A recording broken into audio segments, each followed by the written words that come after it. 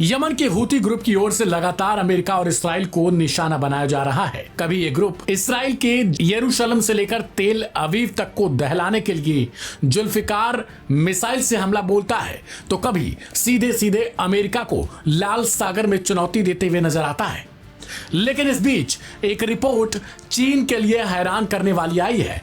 दूसरी तरफ अमेरिका और इसराइल अब इस सोच में पड़े हुए हैं कि पहले हूती, ईरान और हिजबुल्लाह कम थे, जो अब चीन की भी इस मामले में एंट्री हो चुकी है।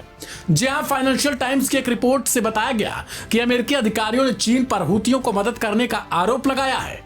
रिपोर्ट की माने तो अमेरिका ने आरोप लगाते हुए कहा, जो देश की सेना से जुड़ी है, यमन में ईरान समर्थित हूती विद्रोहियों को सैटेलाइट से रियल टाइम लोकेशन प्रदान कर रही है, ताकि वे लाल सागर में अमेरिकी युद्धपोतों और विदेशी नौकाओं को निशाना बना सके। यह रिपोर्ट बेहद हैरान करने वाली है, क्योंकि इस समय अमेरिका और चीन के बीच टैरिफ वॉर चल रहा है। ट्रंप प्रशासन ने कई बार बीजिंग को जानकारी दी है कि हूती विद्रोही चांगग्वांग सैटेलाइट टेक्नोलॉजी को लिमिटेड नाम से संचालित एक कमर्शियल कंपनी से खुफिया जानकारी ले रहे हैं। इस कंपनी का ताल्लुक चीन की पीपल्स लिबरेशन आर्मी से भी है। कहा जा रहा है कि चीन की चांगग्वांग सैटेलाइट ही चीनी सेना की भी मदद करती है।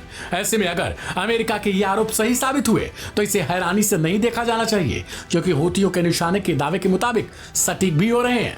इस खबर पर स्टेट डिपार्टमेंट की प्रवक्ता टैमी ब्रूस ने कहा, संयुक्त राज्य अमेरिका ने कई बार चीन सरकार को चांगग्वांग सैटेलाइट टेक्नोलॉजी को लिमिटेड की भूमिका को लेकर अपनी चिंता व्यक्त की है, ताकि बीजिंग पर दबाव बने व इस पर कार्रवाई करे।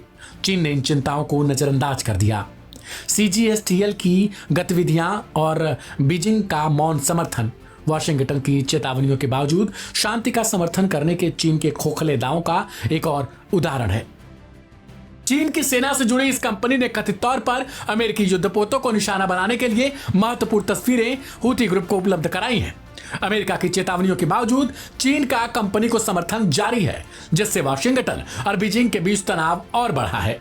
स्टेट डिपार्टमेंट की प्रवक्ता टैमी ब्रूस ने पुष्टि की है कि CGSTL ईरान समर्थित हूती विद्रोहियों को प्रत्यक्ष समर्थन दे रहा है। उन्होंने कहा, संयुक्त राज्य अमेरिका किसी को भी ऐसे विदेशी आतंकवादी संगठनों जैसे कि हूती को समर्थन देने की अनुमति नहीं देगा।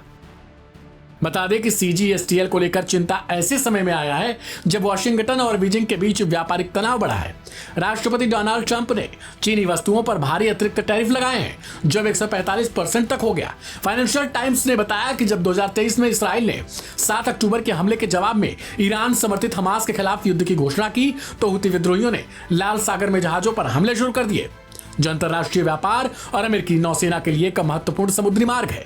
अमेरिका को CGSTL को लेकर बढ़ती चिंताएं अब कहीं न कहीं दोनों देशों के बीच लकीरें खींच सकती हैं, जो लकीर साफ तौर पर दोनों के बीच तनाव को बढ़ाएगी। ऐसे में बड़ा सवाल है कि क्या चीन छुपे तौर पर हूती ग्रुप को मदद कर रहा है। इस पर आपकी क्या राय है, उसे कमेंट में लिखें।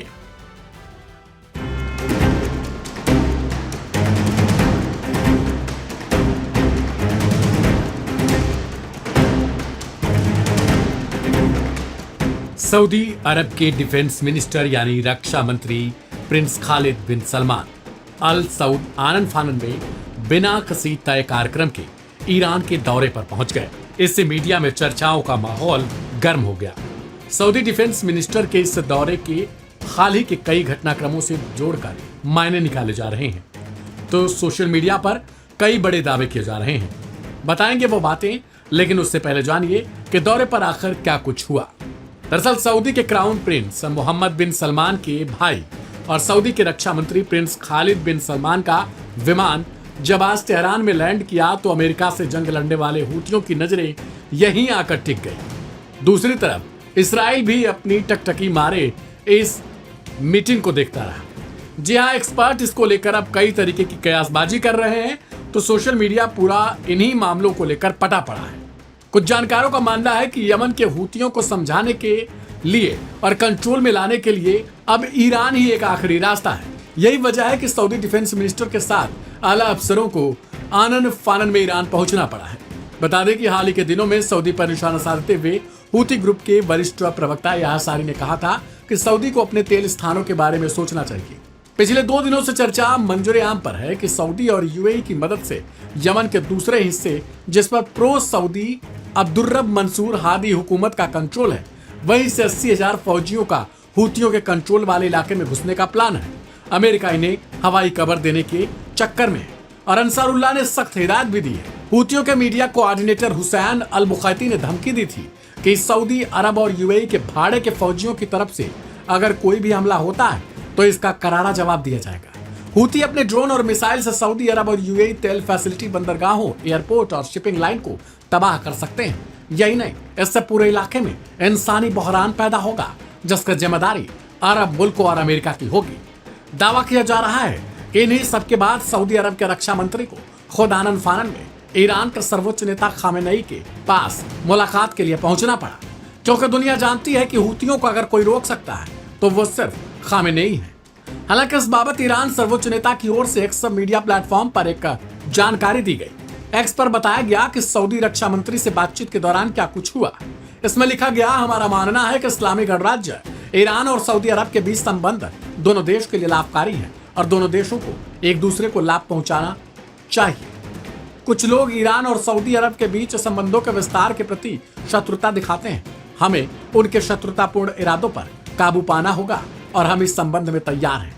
हालांकि दूसरी ओर सऊदी के रक्षा मंत्री ने कहा कि अब से मैं खुले तौर पर और गर्व के साथ कहता हूं, सऊदी अरब साम्राज्य ईरान को अपना मित्र, भाई और सम्माननीय पड़ोसी मानता है। ये बदले बदले सऊदी के सुर भी कहीं न कहीं इस बात की ओर इशारा करते हैं कि ये अब ईरान को अपनी तरफ क्लोज करना चाहते हैं, ताकि हूतियों से जो कुछ चर्चाओं का बाजार है उसे कम किया जा सके। मिडिल ईस्ट इंस्पेक्टर की ओर से बताया गया कि सूत्रों की माने तो ईरान सऊदी अरब को अपना नागरिक परमाणु कार्यक्रम स्थापित करने में भी सहायता करने के लिए तैयार हो गया है। इससे दोनों देशों में मित्र व्यवहार और ज्यादा मजबूत होगा। हैरान करने वाली बात है कि यह उन रिपोर्टों के तुरंत बाद आया जब इस रिपोर्ट को बताया गया कि संयुक्त राज्य अमेरिका और सऊदी अरब जल्द ही नागरिक परमाणु कार्यक्रम के लिए एक समझौते पर हस्ताक्षर करने वाले थे। लेकिन अब कहा जा रहा है कि ईरान सऊदी अरब को अमेरिका के बजाय एक अलग विकल्प दे सकता है। लिहाजा अगर यह खबर सच साबित हुई तो यह अमेरिका और इसराइल के लिए एक बहुत बड़ा झटका होगा। फिलहाल इससे लेकर आप क्या सोचते हैं उसे कमेंट बॉक्स में जरूर लिखिए।